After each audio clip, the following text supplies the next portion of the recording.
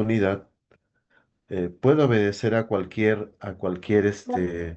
cualquier paciente, no estrictamente infeccioso, ¿no? Eh, en todo caso, eh, hay que entender que uno puede tener un paciente eh, de cualquier especialidad, ¿no? Y fácilmente enfrentarse a, ¿no? a este tipo de pacientes, pero el enfoque no debe variar, ¿no? El enfoque diagnóstico, razonamiento clínico no debe variar.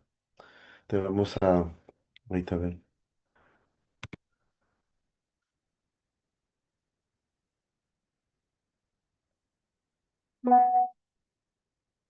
vamos a ver un ratito. Quiero hacer algunas.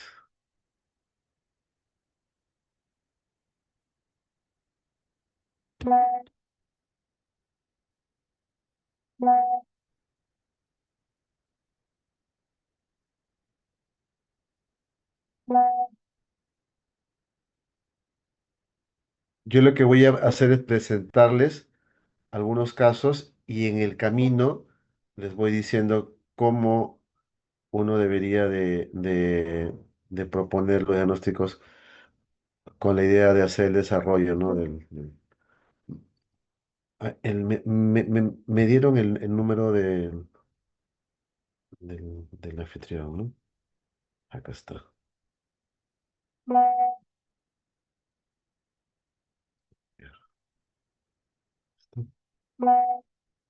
Ok.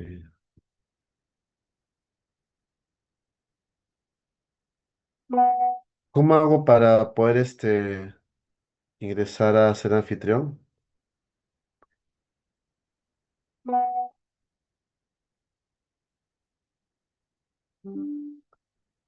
¿O alguna persona que pueda darme el host?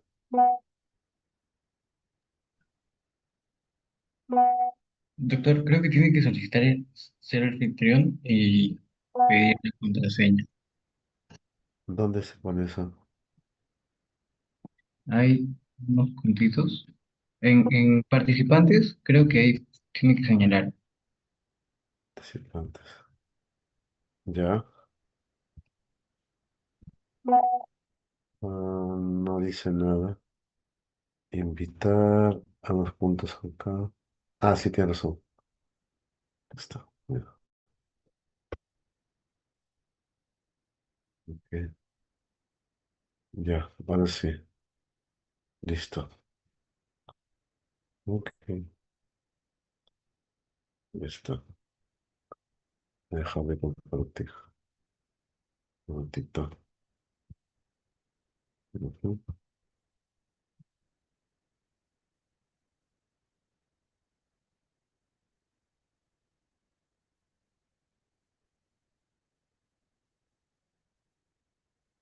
ujú.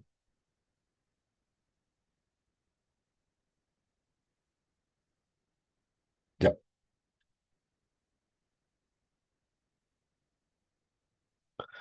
Ay, ¿sabías? ¿Cómo elijo todas las pantallas? Solo-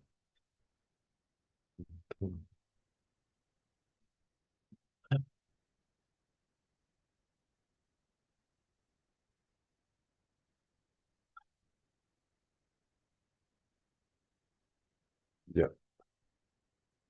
Ya te digas.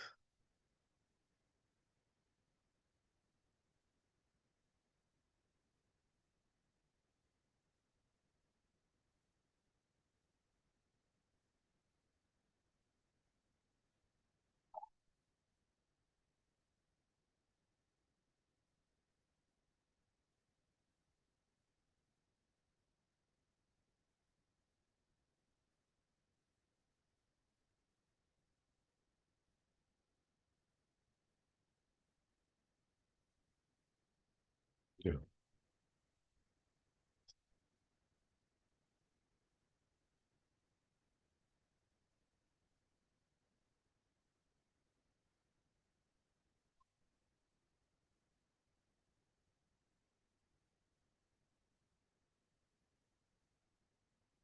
Ya.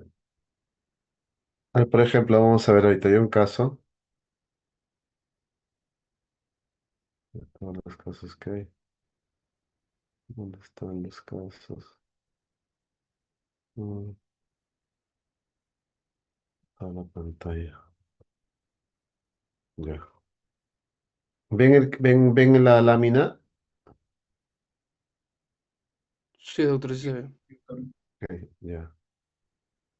Ya. A ver, miren, primero lo que tienen que ustedes ver cuando se presentan los casos, se presentan tres acápites, ¿no? La anamnesis, ¿no? Bien breve, sobre todo remarcando el problema más importante.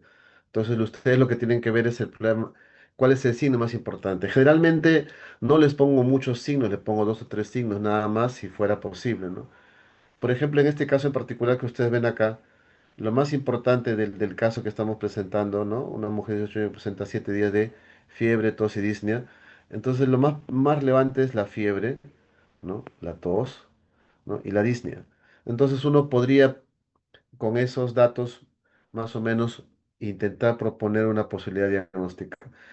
En el examen generalmente colocamos uno o dos datos clínicos importantes, ¿no? Que son los que te van a guiar al diagnóstico o te van a decir cuál podría ser el foco.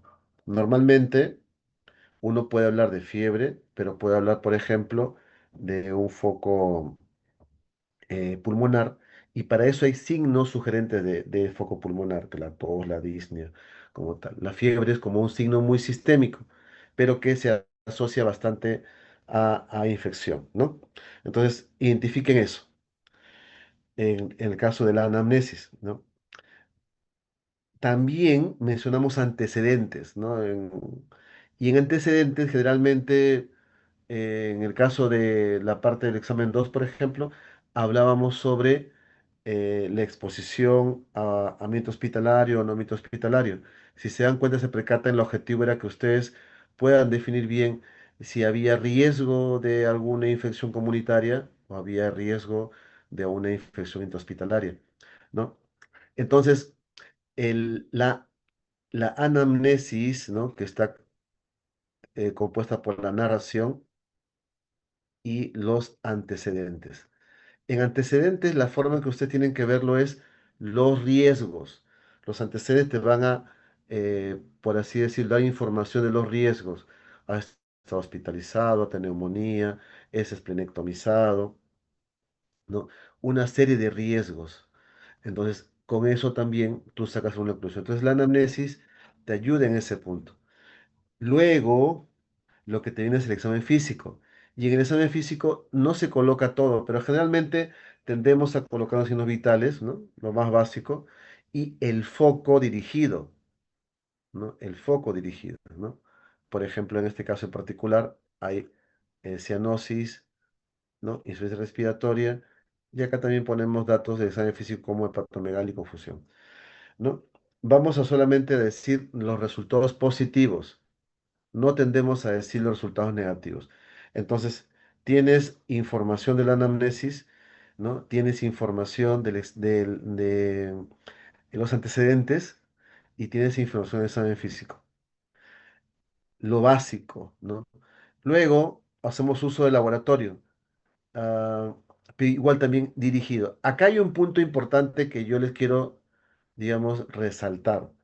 Uno es el siguiente, que en las preguntas del examen 2 yo colocaba el gramo, ¿no? Entonces, que sea positivo o negativo. Y los patógenos deberían ir dirigidos a estos, pero a veces me combinaban, hasta virus me han colocado, hongos, a pesar de que decía encontramos un bacilo gram positivo y me colocan un hongo. No, prácticamente el gram te está diciendo o circunscribiendo qué gérmenes pueden ser, ¿no? Nada más. Entonces, no podrías, si te dice que el hemocultivo o el escultivo esputo, el primer valoración preliminar dice que tiene un gran positivo, no me puedes colocar unas pseudomonas, ¿entienden? Como potencial patógeno. Literalmente te está circunscribiendo eso. En la pregunta uno, por ejemplo, también te mencionaban IFAS en 45 grados.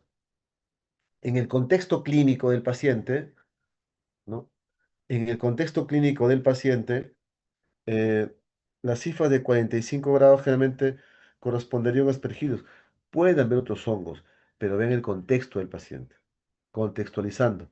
Pero también uno podría hablar como un diferencial del mucor, ¿no? Ojo que es solamente una tinción.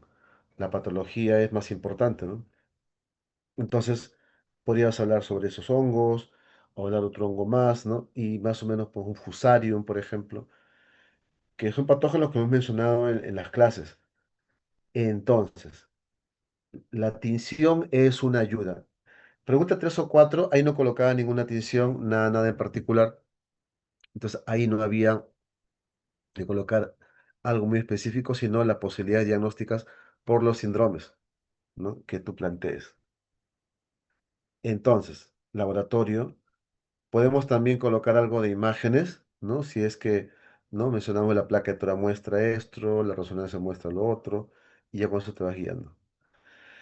Entonces, eh, cuando nosotros vemos esos pacientes, ¿no? Ya les había muestro esto acá, la anamnesis más antecedentes, el examen físico, ¿no? El laboratorio o imágenes y el tratamiento.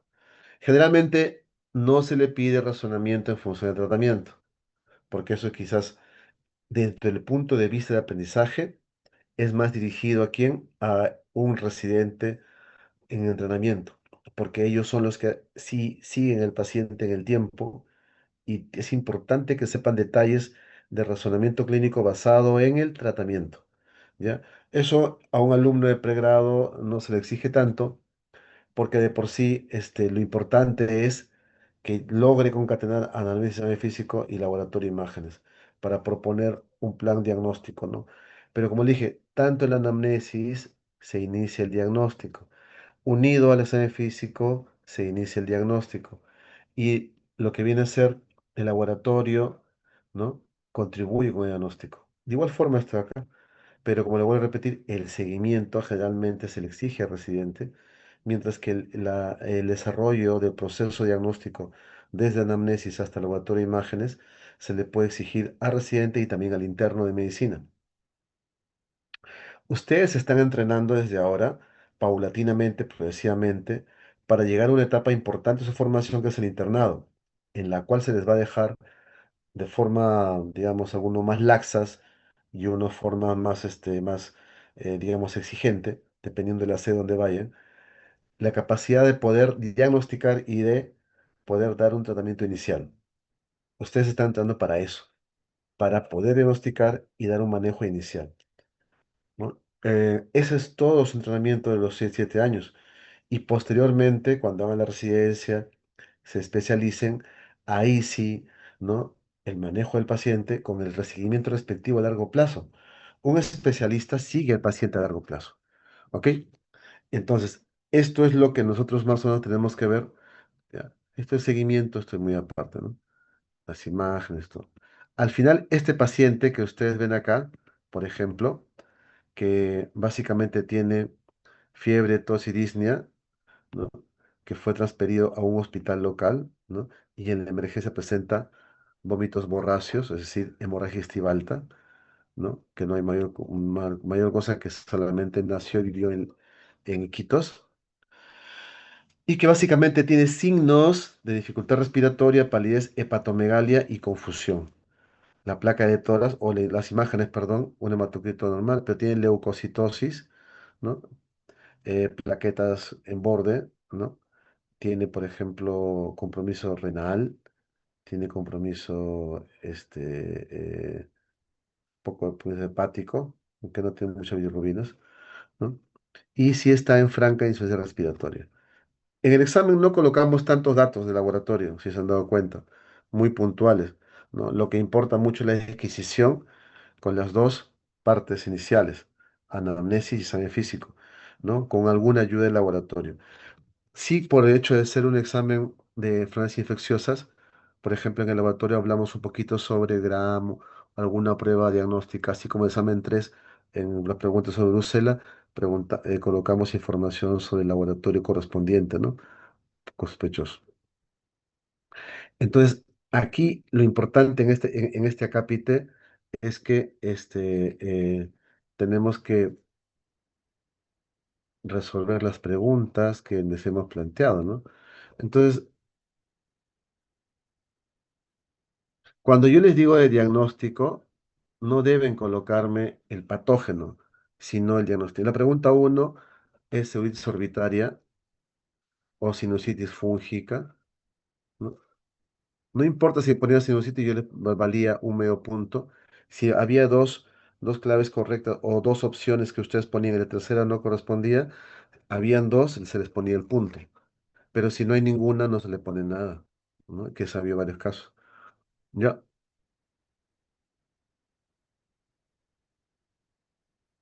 ya. Recording in progress. Entonces, el diagnóstico. Diagnóstico es el síndrome, la entidad, eso tengan en cuenta. No puedes decir diagnóstico y el patógeno, ¿ya? Eso mencioné. Por ejemplo, la pregunta 5 del examen 2, endocarditis. Bastaba que colocaran endocarditis y ya está, porque es muy obvio, tenía un soplo. Entonces tenías que hacer la unión de la anamnesis con la unión del otro, con la unión del examen físico, y era muy obvio que el principal síndrome, aparte de la fiebre, algunos ponían FOD, ¿no? Pero no me podían poner tuberculosis, ¿me entienden?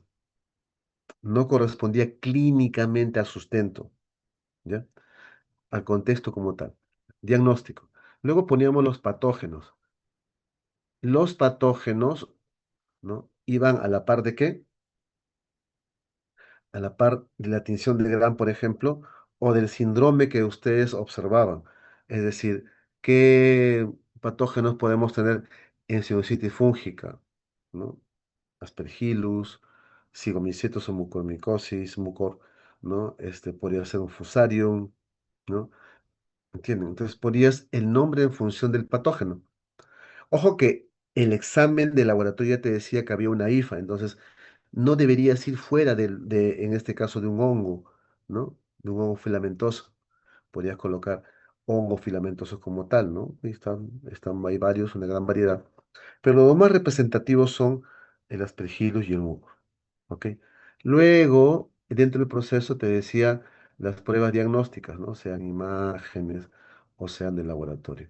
Lo importante, contextualizando un examen de enfermedades infecciosas, es que tú me sepas definir qué muestra voy a obtener.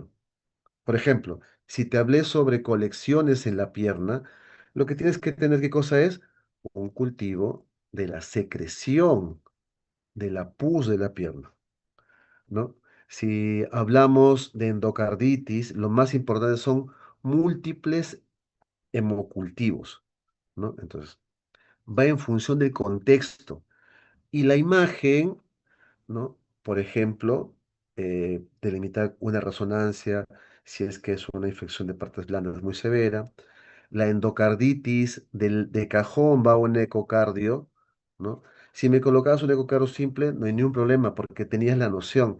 Más hemocultivo se acabó. Esa es la respuesta. Me dejo entender en endocarditis.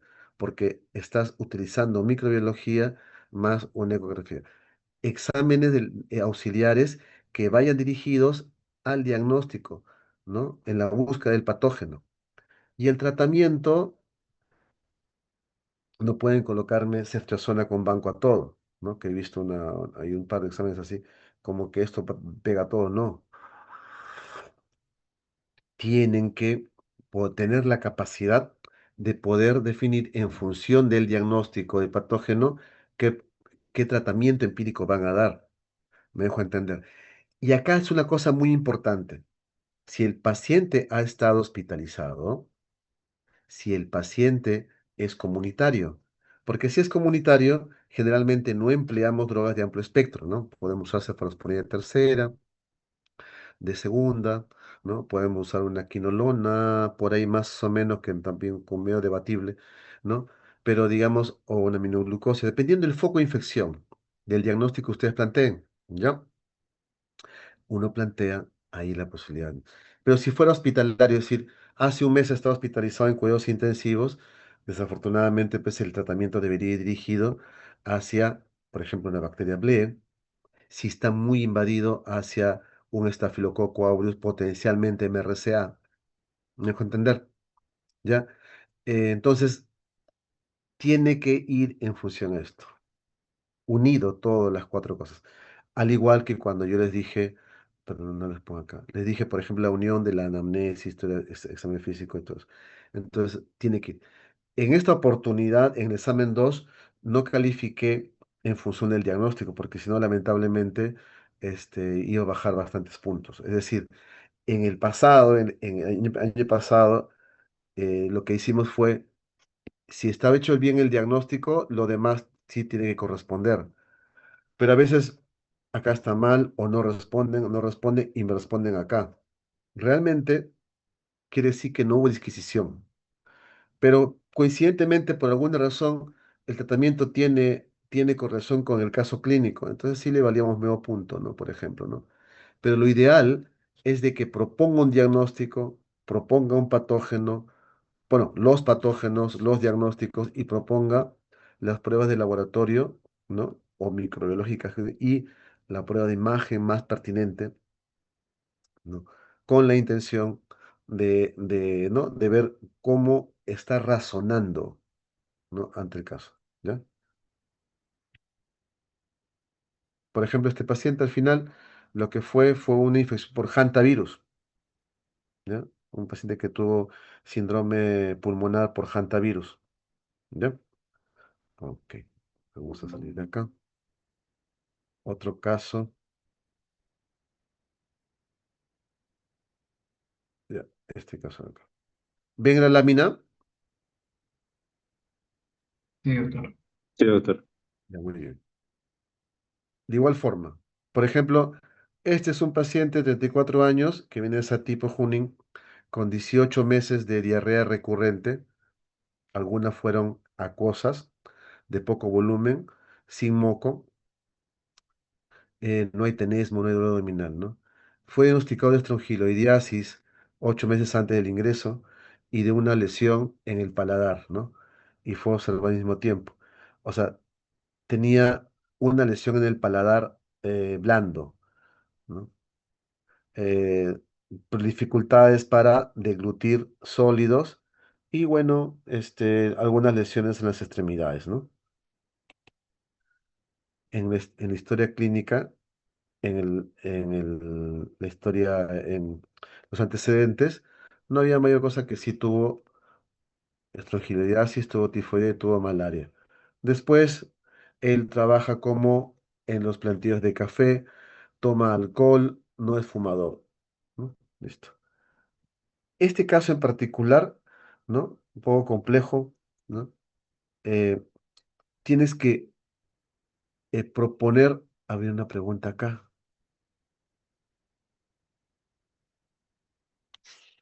Exacto, acá un muy buen comentario. Un punto es, por ejemplo, en endocarditis, el tratamiento, yo sí consideraba el hecho de colocar la medicación, pero algunos tenían un buen criterio de decir el recambio valvular, ¿no? Y eso es muy importante también, eso está muy bien, ¿no? Si fuera dirigido, si es que yo les colocara el cultivo, ¿no? Les coloco el cultivo con el antibiograma, ahí sí uno puede hablar de tratamiento dirigido. Mientras tanto, muchas veces es empírico.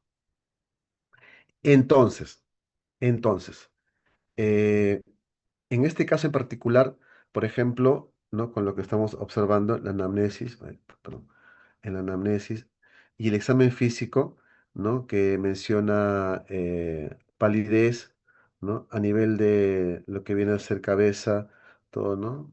Úlcera en la base de la nariz, ¿no? No tiene dientes y múltiples úlceras en las encías, ¿no? Y hay ruidos agregados en el pulmón en la base derecha, ¿no? Y resto del examen normal. Entonces, por ejemplo, si mencionáramos la posibilidad de decir cuáles podrían ser las entidades o los síndromes, en este caso en particular, uno debería basarse en que tiene una úlcera de partes blandas, ¿no? O una potencial infección del paladar, ¿no? Podríamos hablar de úlcera crónica, ¿no? En paladar blando. Basta que coloquen esa ubicación o esto, ya uno más o menos puede inferir si hay un cierto grado de razonamiento, ¿no? Para delimitar el síndrome, úlcera crónica en paladar, por ejemplo, ¿no? Ese es el principal síndrome de este caso, ¿no? Em, Podrías también colocar, por ejemplo, infección bacteriana, potencialmente sí, ¿no? Eh, Obstrucción de vía aérea, no tanto, ¿no? Si bien es cierto, tiene un poco de dolor al pasar alimentos, ¿no? Entonces, probablemente acá es úlcera crónica en paladar blando, ¿no? Ya, esa es una posibilidad diagnóstica fuerte y las que puede existir sobre infección bacteriana también, claro que sí, ¿no? Eh, Dentro de los patógenos, que es muy interesante de ver, que es una persona que viene de Satipo, que está en la selva, lo que habría que ver es qué patógenos pueden dar úlceras en la cavidad oral. A ver, ahí eso es medicina tropical. ¿Qué recuerdan ustedes? Tres cosas nada más. A ver, alguno de ustedes. Pues, pasa- Leishmania uno podría ser. ¿Cuál dices? Uno podría ser Leishmania. Leishmania. Muy bien. Por ejemplo, eso es muy bien. Bien planteado. Otra posibilidad, lesiones en cavidad oral. Un hongo que incluso se Tampoco. provoca que se Mucor. caigan las muelas, los dientes. Tampoco. Muy bien para Coco, doctora, ¿no? Y otro,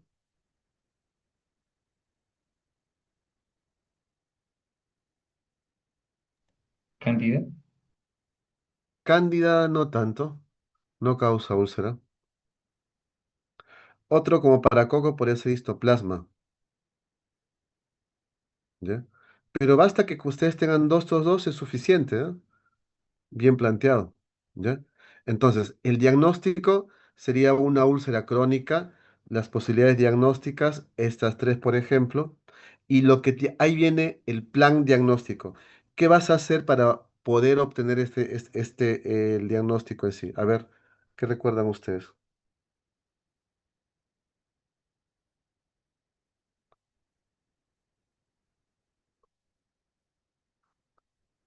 ¿Mm? Hay preguntas, acá vemos acá. A ver, sintomático no se considera. Leishmania para bueno, Aspergillus.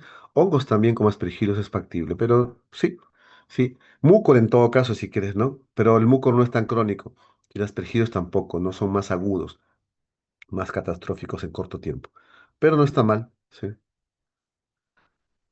A ver, ¿cuál sería el plan diagnóstico para Leishmania, para paracoco y pistoplasma? ¿Qué harían ustedes?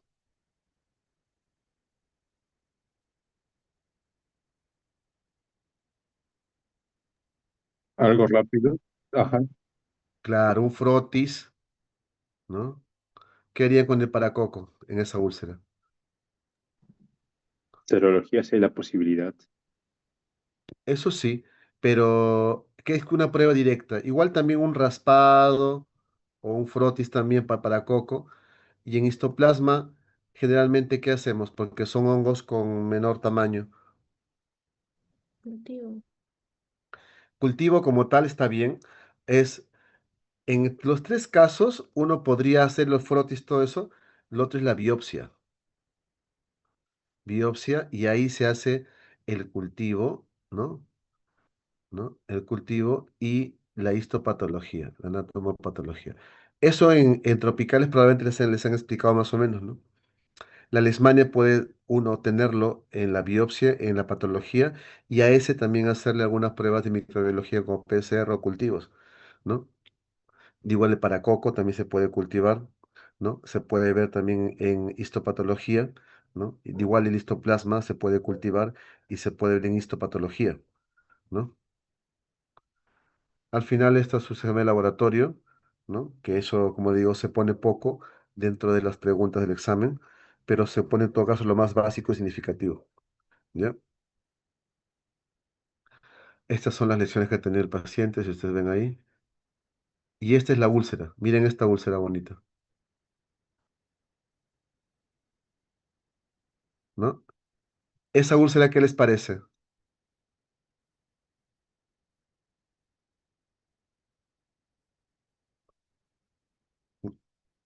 ¿No?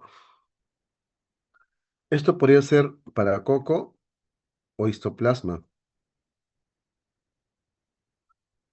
El paracoco va con la pérdida de dientes, ¿se acuerdan? ¿No? Acá no hay un diente, o varios dientes no hay, mejor dicho, ¿no? La úlcera en el pie. Y la discusión, como ustedes han visto, ¿no? Leishman, histoplasma, paracoco. Algunos plantearon cripto, plantearon micobacterias no tuberculosa, herpes, no tanto, no tanto, TB. TB también es otra opción de úlcera crónica, por ejemplo. Pero estas tres principales son las que ustedes han planteado, más importantes. Se encontró a nivel, como tenía diarreas, a nivel intestinal también, que había unas úlceras múltiples. Y esto es lo que se ha encontrado. Un paquete grande de histoplasma, ¿no? Muy sugerente. ¿Y qué dice esto de acá? A ver, ¿quién me dice cuál es el diagnóstico de esa imagen? Me decía para Coco. Muy bien, doctor, usted creo que ha leído bastante para Coco. Muy bien. El Mickey Mouse, ¿no? El Mickey Mouse de Paracoco. Pero también tenía patrón de histoplasma. Esta persona tenía dos hongos, ¿no? Tenía diagnóstico de paracociomicosis y histoplasmosis gastrointestinal y tenía HT leve. Entonces, vean ustedes, ¿no? Uno podría plantear muchas cosas, sí. Para Coco fue un diagnóstico, por ejemplo, ¿no? De este caso, ¿no? Histoplasma también. Ya, ya. Vamos al último caso para que tengan en cuenta y ya con eso finalizamos. Este de acá, ya, ya. Nuevamente, ¿ven la lámina? Sí, doctor. Ya. Esta es una señora que viene de Ascope La Libertad. 4 días antes de ingreso, tos, fiebre y mialgias y dolor de cabeza. 4 días, tos no productiva, fiebre y dolor de cabeza. El día de la admisión tiene dolor en el hemisferio izquierdo más disnea. ¿Cuál sería el diagnóstico de este cuadro tan corto? El síndrome o la entidad. ¿Cuál sería el diagnóstico? 4 días de tos, fiebre, dolor de cabeza y el día del ingreso, falta de aire, con mayor dolor. ¿Cuál sería el diagnóstico? En vez de chatear, traten de hablar. Neumonía. Neumonía, Neumonía. muy bien, muy bien. Neumonía. Otro diagnóstico, ¿qué cosa plantearían? A ver, ¿qué puede darte dolor en un hemitórax? Aparte de la neumonía. Derrame pleural. Muy bien, derrame pleural. Entonces, con esas dos posibilidades, uno se podría jugar, ¿no? Porque ojo que también podría ser un TEP, ¿no? ¿No? El TEP también da dolor, la disnea, pero generalmente no ocasiona tos previamente, ¿no? Este es el preludio más de una neumonía o en su efecto una pleural, ¿no? Un empiema. Muy bien, entonces ya tienes el diagnóstico, al menos por síndromes, ¿no? Al menos por la anamnesis. No hay mayor cosa, es un granjero, ¿no? Que trabaja en en un sembrío de caña de azúcar. El examen de laboratorio físico, perdón, tiene rales, o sea, lo que hace crépitos en el tercio superior del emitórax izquierdo, ¿no? Como dice que lo ve el lado izquierdo. Y el laboratorio no hay mayor cosa, ¿no? Lo que sí es cierto que tiene una gran hipoxemia, está en 52 de PO2, lo cual quiere decir que está en insuficiencia respiratoria, ¿no? Esta es la imagen y como ven, pareciera que hubiera broncograma aéreo como una neumonía, ¿no? A ver. Hasta ahí yo creo que el diagnóstico está bien, ¿no? La posibilidad de una neumonía como diagnóstico. Ahora sí, etiologías. ¿Cuáles podrían ser las etiologías, chicos?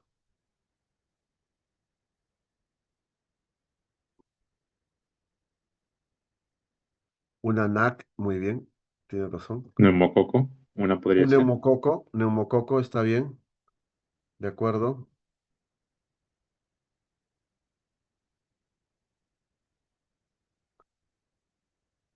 Perdón.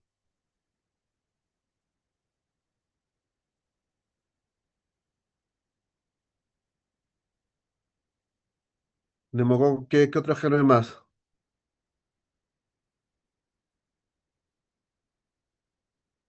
Es posible, no digo que no, pero recuerden que este, este es un consolidado, ¿no? Micoplasma generalmente no tiende a dar consolidados, es más patrón intersticial, ¿no? Piensen en patógenos que dan consolidados. Lo más común es el neumococo, como dijo. Lo otro, el staph, pero da consolidados múltiples. Otro más, ¿no? Las enterobacterias como la Klebsiella también puedes provocar todo este problema. ¿Ok? Entonces, yo creo que está bien planteado eso. Pero existen otros patógenos, el Haemophilus influenzae, por ejemplo, te puede dar esto, ¿no? Pero hay otros patógenos más raros todavía que habría que considerar. Es verdad, el micoplasma no da el cuadro así, la clamidia no da el cuadro así, ¿no? Legionella es una opción, por ejemplo, el otro es Francisella tularense. Hay una gran cantidad de patógenos que pueden dar un cuadro de neumonía como tal, no solamente es el neumococo, ¿ya? Entonces, todo está bien. Este paciente, si sospechas en neumonía, ¿cuál sería tu plan de trabajo, tus pruebas diagnósticas? Contextualización del paciente. A ver, alguien que pueda, por favor, ayudarnos. Lavado bronquioliar. Es muy bueno, sí, es más sensible, pero contextualicemos en un paciente que antes de que ingrese a UCI, ¿no? Cuando tú lo ves en la emergencia, ¿qué le pedirías? El lavado bronquial no se pide así nomás, simplemente cuando es prueba, cuando es un paciente que tiene duda diagnóstica o en su defecto está en cuidados intensivo intubado.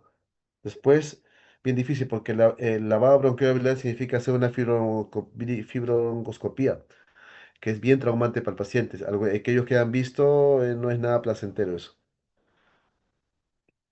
¿Qué pedirían? Imaginemos que no tienen radiografía.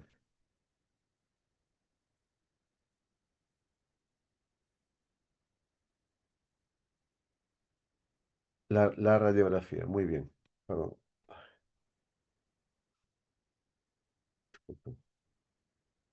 ¿No? Una RX y probablemente una tomografía, ¿no? Ya. Y si quieren saber el diagnóstico como tal, ¿qué pedirían, microbiológicamente hablando? Un gram del esputo, un cultivo de Un esputo. cultivo y un gran desputo. ¿Está bien? ¿Qué pedirían, eh, por ejemplo, el cultivo y gran? eh, ¿Pedirían alguna otra prueba más, microbiológicamente hablando? Miren que el paciente tiene una presión muy baja, ¿no? Cuando está chocado un paciente, ¿qué piden?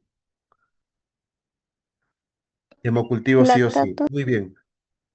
Eso, muy bien. Doctor Dorcas está en todas. Muy bien. Hemocultivo. Cuando tú estás chocado, tienes una alta probabilidad de poder, ¿qué cosa?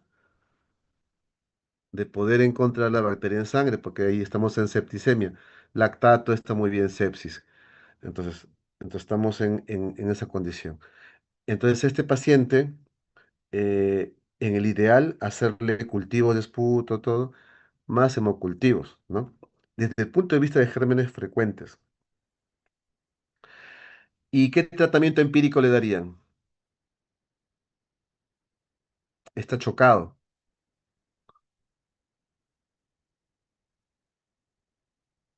A ver, un paciente que no ha estado expuesto a hospital y viene chocado, ¿qué antibiótico pues, le podrían dar?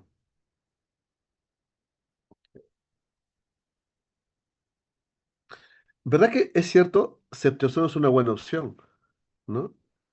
Ceftriaxona. Pero si es un estreptococo, está bien con ceftriaxona. Imaginemos que es un staph.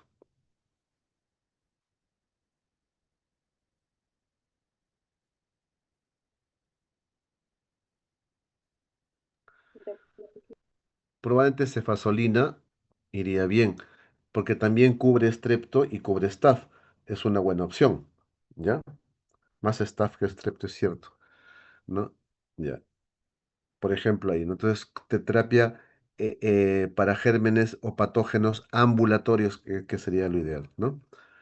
Pero en el contexto, este paciente pensaron que tenía una neumonía por H1N1, ¿no? Y darle antibióticos de amplio espectro, ¿no? Lo trataron con oseltamivir, que es el antiviral para influenza A, pero luego el PCR fue negativo.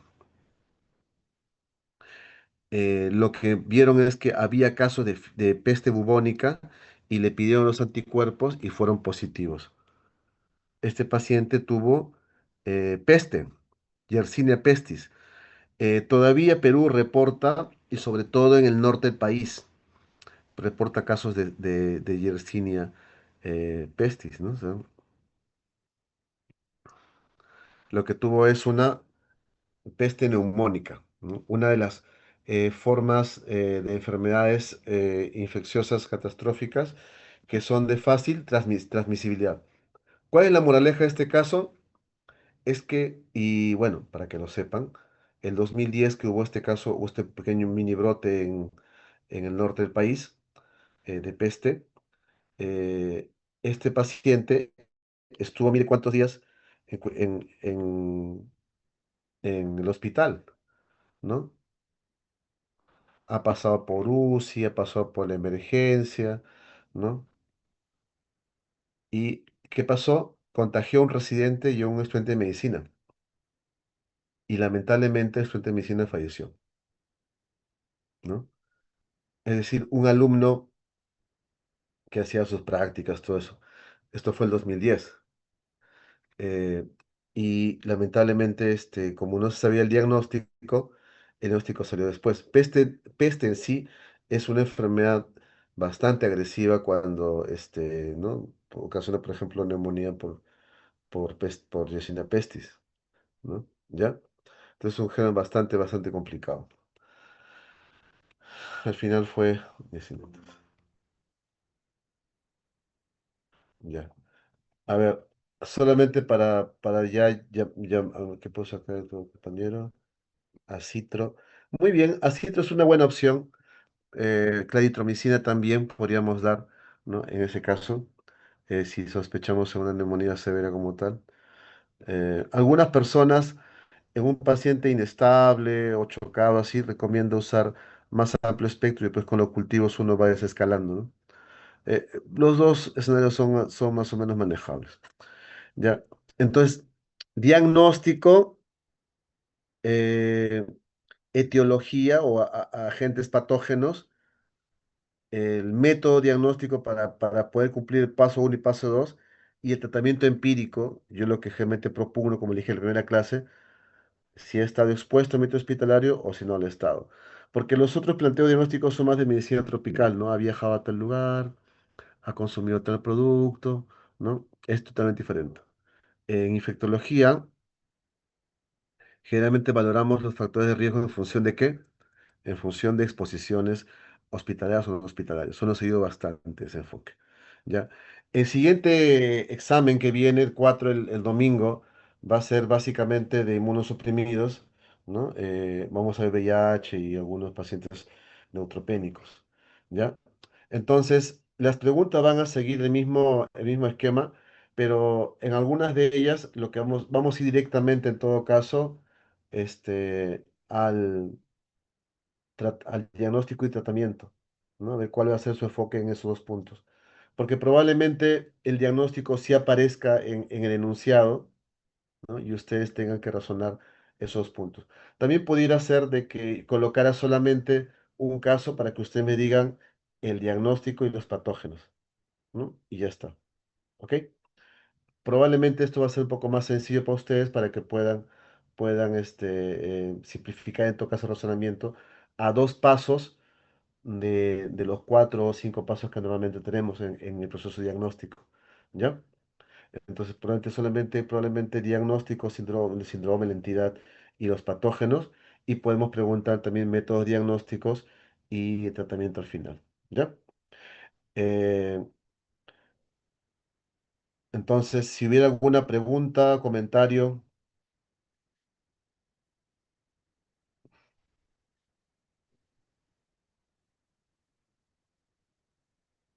ok, creo que no hay. Entonces, de más está restar que les diga que estudien más, estudien con bastante fuerza, ¿no? Es parte de la carrera, todos hemos pasado por esto, ¿no? Así que, que diga que no, mentira, pues la carrera de medicina nunca es fácil, ¿no? Sigues estudiando hasta ahora uno estudia, ¿ya? Entonces, entendamos eso, contextualizar el caso y en función a eso, desarrollo, ¿ya? Ok, normal, o sea, podemos programar alguna reunión también otra vez para presentar más casos. Hay un montón de información que tengo yo de casos usuales e inusuales, ¿ya? Entonces, contextualicen, por favor. Esto no es solamente para infecto, esto es para cualquier especialidad. Aquellos que han pasado conmigo visita en el hospital, los chicos que han pasado visita, se han dado cuenta que el razonamiento clínico parte de la anamnesis, ¿no? Cuando vemos los pacientes, ¿no? Entonces, se han dado cuenta que a veces sacamos el diagnóstico solamente con lo que el reciente nos cuenta o con lo que vemos en la historia clínica, o lo podemos preguntar al paciente si está despierto, y ahí sale el diagnóstico en nuestra cara, o sea, está a flor de piel, ¿no? A veces no hay mucha información, entonces en el examen puede salir. Y si no sale ahí, ya pues el laboratorio nos ayudará. Pero no pueden ir ustedes de frente a plantear el diagnóstico, decir, doctor, ya tengo una tomografía y no has obtenido buena información en la anamnesis y mucho menos no la has examinado.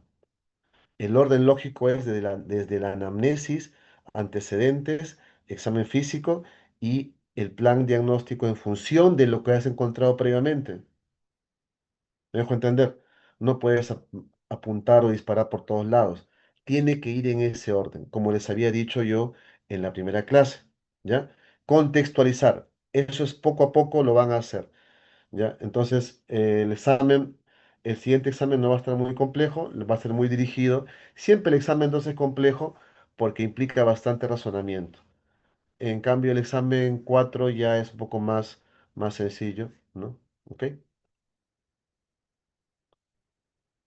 Ah, en control de foco, más que todo el control, a ver, nuevamente, para reforzar la idea, cuando ustedes vean el enfoque del tratamiento de un paciente con enfermedades infecciosas, ustedes tienen que preguntarse siempre, primero, ¿cuál es la entidad, no? Es decir, es neumonía, por lo tanto, el foco está en el pulmón, ¿no? Y ustedes se tienen que preguntar, el foco está en el pulmón. Voy a tomar las pruebas diagnósticas, todo, demorará los cultivos un poco, pero tú tienes que plantearte, en el pulmón, tengo que controlar el foco, es decir, tengo que drenar, poner un tubo, hacer toracocentesis para drenaje, ¿ok? O el paciente está estable, o la imagen me dice es un escaso derrame, o simplemente es un consolidado, entonces no debo no debo de realizar un procedimiento de control de foco. No debo drenar, no debo pulsar, no debo poner un tubo, no debo hacer nada. Diferentes, por ejemplo, me digan, doctor, mi paciente tiene una colección en el hígado de 10 centímetros, está con fiebre y esa imagen, según el tomografista, es muy sugerente de un absceso. Entonces tú dices, ya tengo el síndrome, que es un absceso hepático, ¿no? Tengo los patógenos posibles, le estoy tomando los cultivos para ver qué será, pero parte del tratamiento es el antibiótico, pero también sería el control de foco, es decir, ese tamaño de absceso obligatoriamente tiene que ser drenado, ¿no? Lo mismo pasa con endocarditis. El tratamiento es ideal, antibiótico, pero también debe haber control de foco.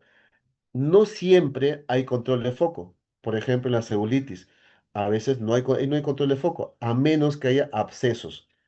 Con los alumnos del grupo anterior, vimos una paciente que tenía abscesos en la pierna, en la parte, en su lazo cutáneo, por ejemplo, ¿no? ¿Ya? Ahí sí había que, entró el cirujano a hacer un corte, a drenar, ¿no? Esa parte. Entonces, en algunos casos sí tienes que hacer control de foco y eso es parte del tratamiento. Y en otros casos solamente es tratamiento con antibióticos, nada más.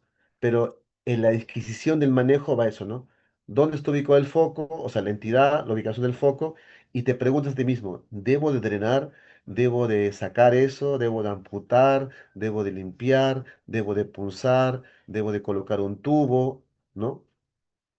Y si no es así, simplemente dices, con el antibiótico debería de mejorar, ¿no?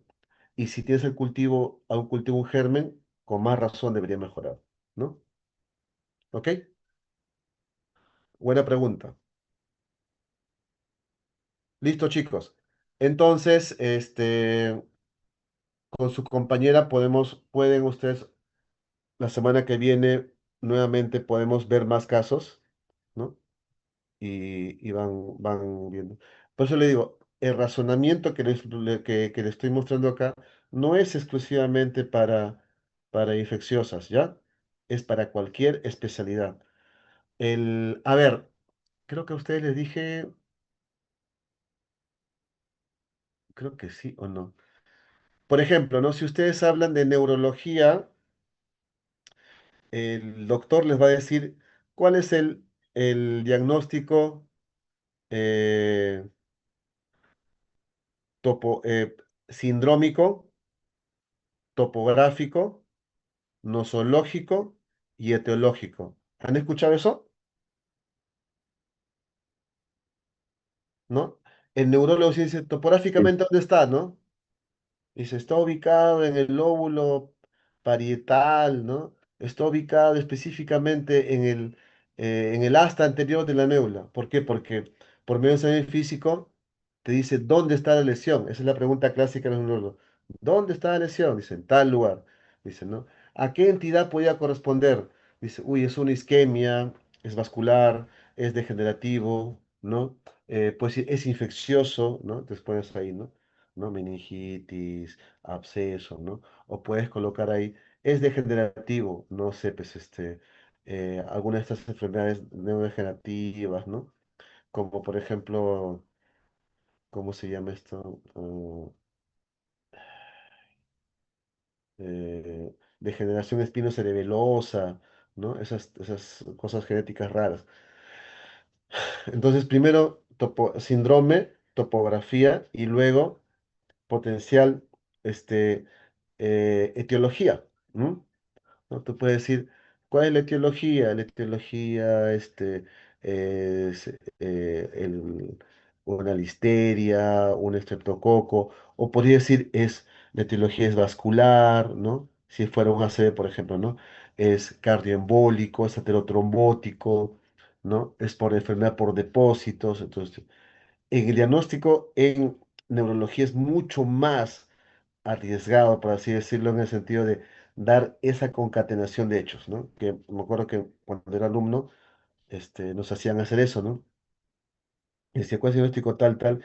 Y si no había un orden lógico, la pregunta no valía. Y era bien feo ese examen. Este, porque me hacía cada caso, entonces tenías que pensar, síndrome piramidal, ¿no? Eh, entonces decía su ubicación, lóbulo frontal, ¿no? La entidad vascular, ¿no? O sea, no, perdón, la entidad ACV isquémico, dices tú, ¿no? Etiología vascular aterotrombótico, ¿no? Y así te mandabas. Y luego el otro, sí, ¿no? Entonces, y el profesor exigía que haya orden lógico. Si tú acertabas al cuarto y no al primero, te daban un cuarto de punto, nada más. Pero o sea, tienes que hacer los cuatro y decía, sí, está bien hecho, un punto, ¿no? ¿Ya? Pero eso no sucede en infectología. Infectología, básicamente lo que se quiere es el diagnóstico, por así decirlo, la entidad, el diagnóstico nosológico, ¿no? Y posteriormente buscar etiología. Nada más, dos pasos, ¿no? Nada más. ¿Ya? ¿Cuál es la entidad que engloba todo y las potenciales etiologías? Eso es lo que exigimos al menos en infecciosos, no la complejidad en los neurólogos que sí es mucho más complejo, para menos para mí. ¿Ok? Listo. El quinto examen son 40 preguntas, como ya les había dicho el primer día de clase. Son 40 preguntas. ¿Ya? El tiempo es mayor, eso sí. Yo generalmente les digo que son 2 horas. ¿Ya? Listo, chicos. Ya, doctor, muchas gracias. No, a usted, muchas gracias. Coordinan siempre con su delegada, ¿no? Si proponen una reunión el próximo miércoles, ¿ya? Sí, doctor.